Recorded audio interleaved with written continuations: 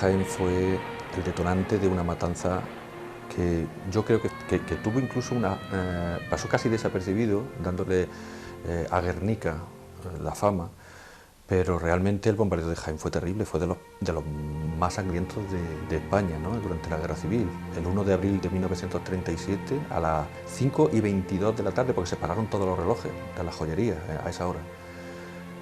5 trimotores de la Legión Cóndor, del ejército nazi, que estaba al servicio de Franco, entraron en Jaén, enviados por el general Queipo de Llano, y fue un castigo contra la población civil desguarnecida de toda defensa. Y entraron por Jabalcuz, dieron la vuelta por Jabalcuz para que no se les viera, entraron en la diagonal que atraviesa San Ildefonso, la Plaza de las Palmeras y la calle Fontanilla, que es donde está la calle Mesones, o Federico Mendizábal, que es lo que se llama ahora, arrojando pues unas de bombas que causó pues 158 muertos y más de 300 heridos graves, ¿no? Destrozó una cantidad de edificios terribles y el 65% de las víctimas eran mujeres y niños menores de 18 años. Era matanza contra evacuados, porque en Jaén no había ni regimientos, ni fortificaciones, ni dignas de ser objetivo militar estratégico, ¿no?, sino fue un castigo muy severo contra la población civil, y fue una pena porque el cementerio de San Eufrasio vivió aquella jornada, yo creo que las imágenes más terroríficas y más esperpénticas de la historia de Jaén. Al principio se sacaron 130 cadáveres, pero se llegó después de los desescombros hasta 158, ¿no? Ver amontonados miembros amputados, cuerpos desmembrados. Todavía hay personas sin identificar, como mínimo una docena de ellos, que se enteraron sin saber quiénes eran, porque estaban sus restos completamente esparcidos, ¿no? Una de las bombas que causó mayor estrago fue la que cayó en la calle Fontanilla, que está al principio de la calle Mesones, donde estaba antiguamente el Corte Inglés, ¿no? Enfrente, justo enfrente, en esa anchura inicial que hay, había una cola para el abastecimiento de petróleo y carbón, y allí cayó una bomba y a los que estaban en la cola los mató. 22 personas murieron allí. Incluso hay una escena terrible imborrable de la memoria de muchos ancianos, que es el cuero cabelludo de una niña con las trenzas pegados en el edificio de la Telefónica, donde estaba el edificio de la Telefónica antiguamente. Eso quedó impactado en el imaginario popular, ¿no? Y aquel ataque tan cruel, porque fue una matanza, un crimen de guerra, evidentemente, porque no era un objetivo militar Jaén, nunca lo fue. Pues eso desató otra matanza posterior en represalia al bombardeo, que los milicianos armados, los sindicalistas, representantes políticos y el pueblo en general, porque fue un acto necesitaban venganza inmediata. Y entonces se fueron a la cárcel. Los presos de derecha estaban encarcelados desde el inicio de la guerra en la catedral, que fue incautada y convertida en cárcel, en la prisión provincial y en algunos conventos, ¿no? Bueno, pues hicieron sacas de presos que trasladaron los días sucesivos. El bombardeo fue el día 1, pues el día 2, 3, 4, 5 y 7, el 6 no, porque los presos se amotinaron en la cárcel y se negaron a entrar en la catedral, a salir, quiero decir. Y se lo llevaron en esos días, sacas de presos, al cementerio de Mancha Real, y lo fusilaron sin juicio ninguno. 130. Asesinaron a 130 derechistas sin formación de causa, en represalia al bombardeo, porque 130 eran los que en esos días, los muertos que se habían contabilizado, que luego después aparecieron más muertos del bombardeo, hasta 158, ¿no? Pero fue otro horror, ¿no? Esto estamos hablando de los primeros meses de la guerra y de una represalia y contrarrepresalia sangrienta, ¿no? Estamos hablando de que en una semana murieron de forma violenta pues, casi 300 personas, ¿no?, en Jaén. O sea, una atrocidad. sabemos que en la provincia de Jaén hubo un frente de batalla en la zona sur, ¿no? Alcalá la Real fue tomada el 30 de septiembre y luego a finales de año, a finales de diciembre, 1 de enero, fueron tomadas por los insurgentes Lopera y Porcuna, ¿no? Entonces ahí se estableció un frente en el que no consiguieron avanzar, ¿no? Porque ya vinieron apoyos de las brigadas internacionales y tropas procedentes del centro. Y no consiguieron avanzar. Entonces las poblaciones de los pueblos aledaños a los frentes, hablo de Andújar, Linares, Martos, Arjonilla, todos los más próximos, sufrieron cruentos bombardeos, ¿no? Andújar sufrió casi 100 bombardeos, con un total de casi 70 muertos, ¿no? Lo que pasa es que el de Jaén fue una matanza. Andújar sí era un paso estratégico para su avance hacia Madrid, ¿no? Pero Jaén capital no. Queipo de Llano aludió de que era una represalia como un ataque aéreo en Córdoba, que estaba tomado por los franquistas, y que por eso atacaron Jaén. Intentó justificarlo de alguna manera porque aquello fue espantoso. Pero Jaén capital se transformó con el bombardeo, ¿eh?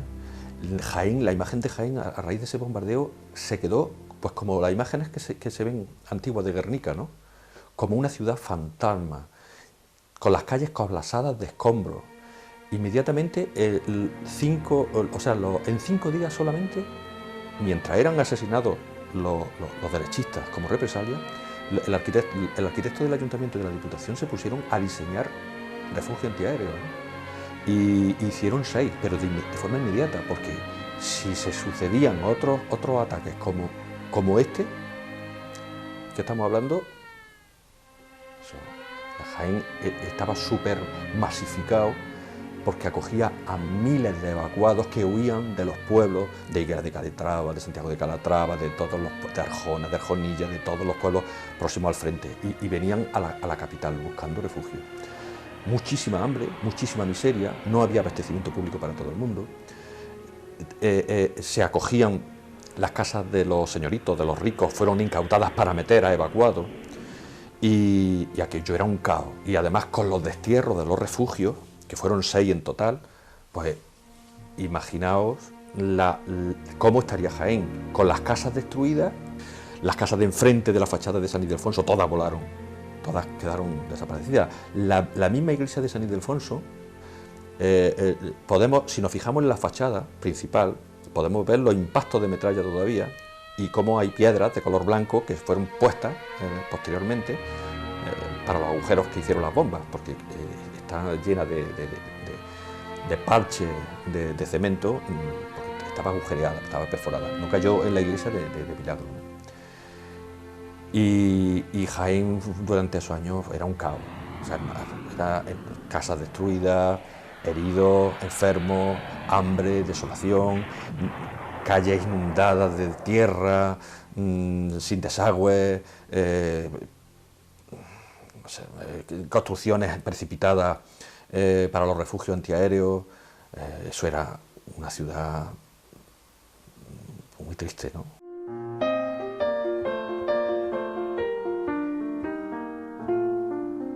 Cervantes era un espacio con un encanto especial y un teatro que si hubiera llegado a nuestros días y se hubiera rehabilitado, pues hoy nos sentiríamos orgullosos de él. Como obra arquitectónica era una obra de mucha envergadura. Como obra empresarial es un ejemplo también, porque Cervantes nació de la iniciativa privada de un grupo de jineses que se asociaron para constituir una sociedad y construirlo y explotarlo. Lo que pasa es que el Cervantes pues ya tuvo una época decadente en la que le hicieron una gran reforma que afectó mucho al exterior y ya perdió parte de ese encanto, ¿no? Y luego el abandono al que estuvo sometido en los últimos años, pues pudiéramos decir que casi abocó a la demolición. Hoy, por supuesto, no se hubiera demolido. Fue una obra de carácter privado, aunque el diseño lógicamente lo hizo un arquitecto. El que realmente llevó la dirección de obra pues fue un señor, don Rafael Sagrista, que era militar, no era precisamente arquitecto, pero que actuaba como arquitecto y que dejó muy buenas muestras en la arquitectura de Jaén. Entonces él estuvo pendiente de la evolución de la obra y consiguió que al final pues, constituyera eso no solamente un teatro, sino un edificio, como ahora se dice, emblemático para Jaén.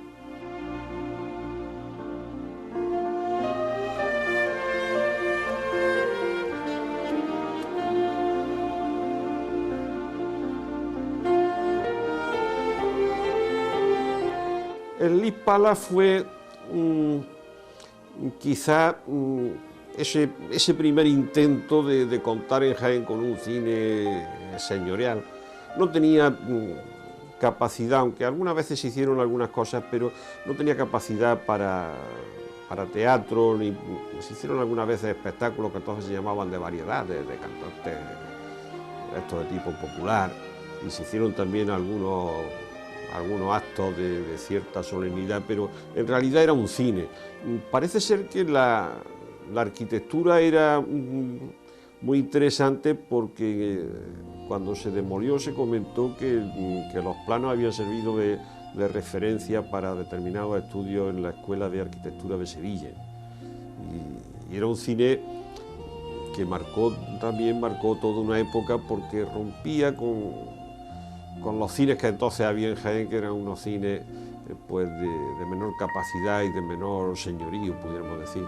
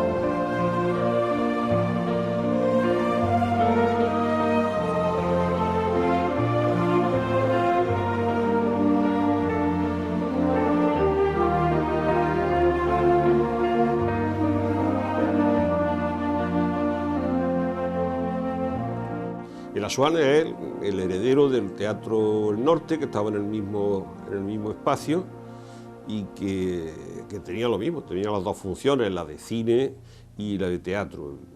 Y eso es el gran intento de que Jaén pues, cuente con un cine de auténtica capital, ¿no?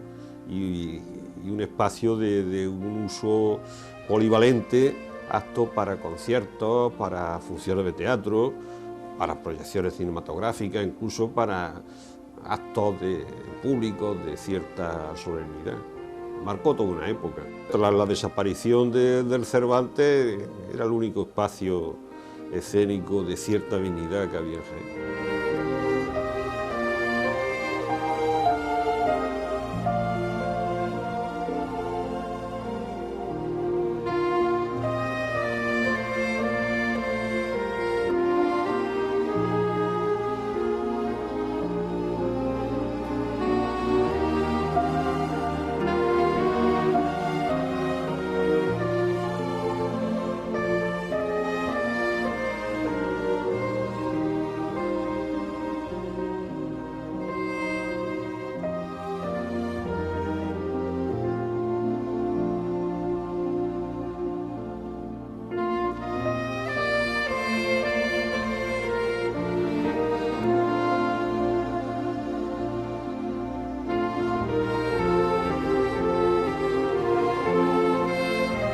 Claro, el cine era indudablemente era una referencia inexcusable de la vida social. No existía la televisión, no existía otro tipo de ocio, y entonces el único escape que había era el cine.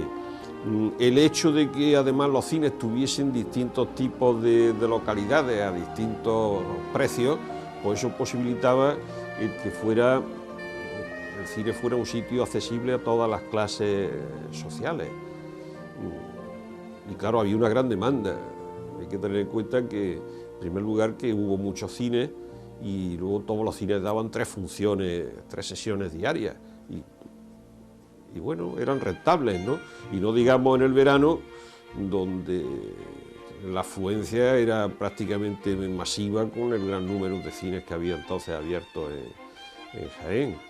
De los cines de invierno, pues estaba el Cervantes, el Tarimelia, y un cine que era quizás el más popular, que fue el Iris Pac, que luego se transformó en el España y que luego hubo que transformar en el San Carlos, porque ese cine era el que aglutinaba, pudiéramos decir, a toda la picaresca, toda la golfería de los golfillos de Jaén, ¿no?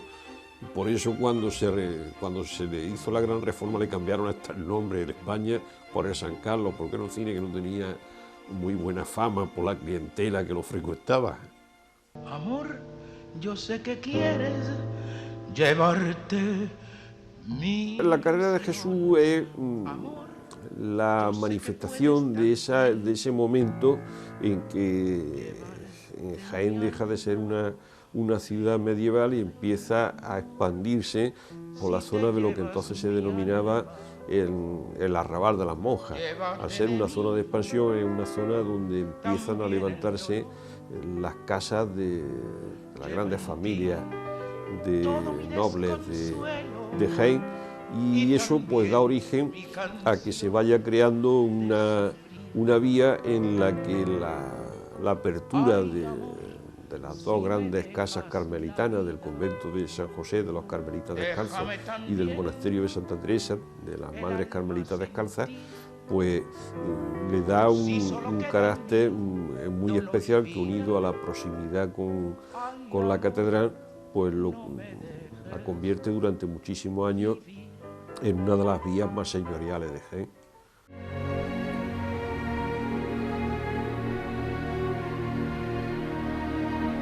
El día 28 de marzo de 1939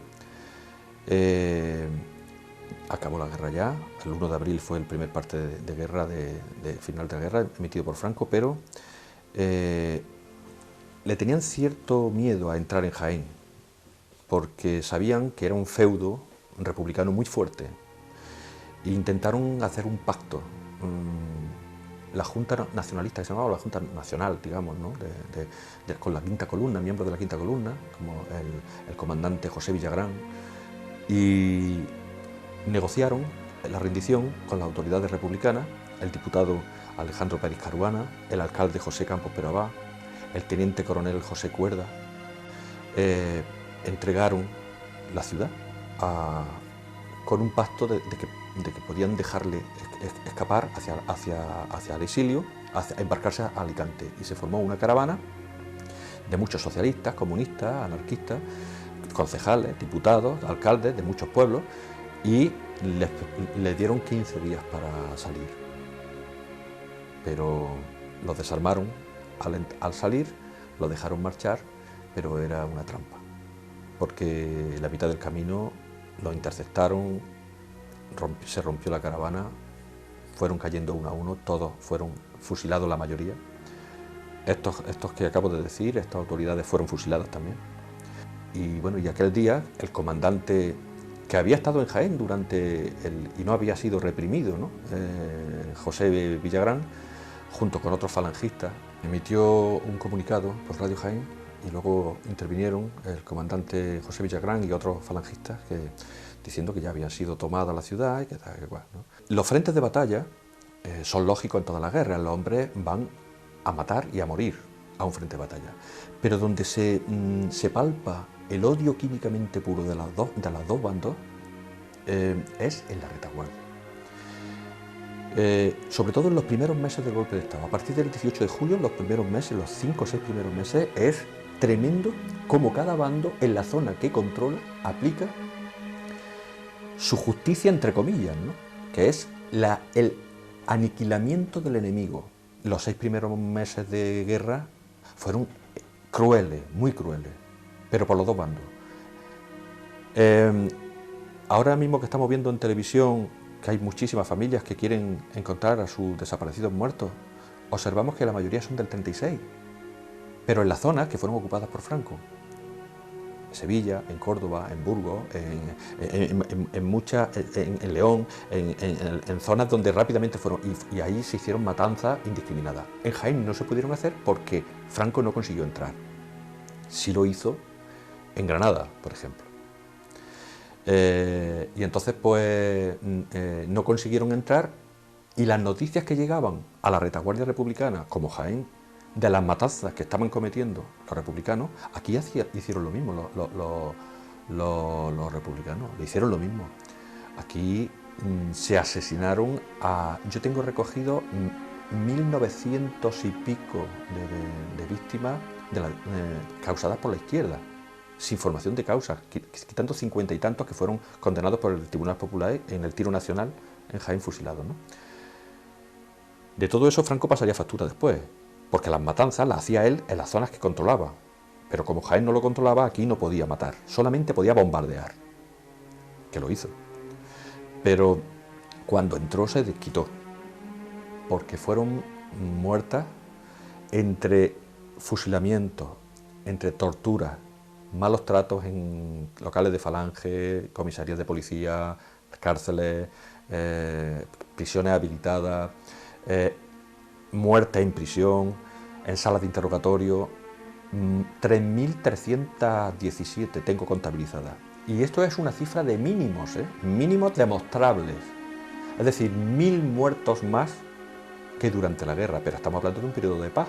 Es decir, ya la guerra se ha acabado, fusilando hasta casi los años 50. Hasta el año 49 fue el último que se fusiló, pero seguían muriendo en las cárceles. Estamos hablando de casi 6.000 muertos, solo en la retaguardia, aparte los frentes de batalla, ¿no? Estamos hablando de tragedias importantes, ¿no? Un episodio muy negro de nuestra historia, ¿no? Que conviene aprender de ello para que no se vuelva a repetir, ¿no? Que parece que está todavía sobrevolando, 70 y tantos años después, está sobrevolando todavía el fantasma de la derecha y de la izquierda y de la represión franquista y del terror rojo y de las sacas de los paracaballos de Jarama está todavía sobrevolando y creo que no hay que olvidar, hay que aprender a convivir con el pasado para mejorar el futuro.